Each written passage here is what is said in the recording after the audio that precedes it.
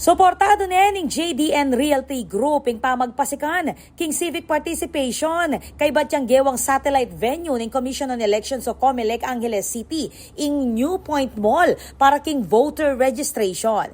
Maniba January 12, malyari nang magparehistro reng kwalipikadong botante king lower ground floor atrium ning New Point Mall maniba 10 a.m. hanggang 4:30 p.m. Makabuklat king registration emu kareng residente ning Angeles City kareng hanggang kwalipikadong individual. Makabuklating voter registration kareng piling petsa kareng tutuking bulan manibat January 12 to 14, February 20, 21 at 23, March 26 to 28 at April 8 to 10, 2026.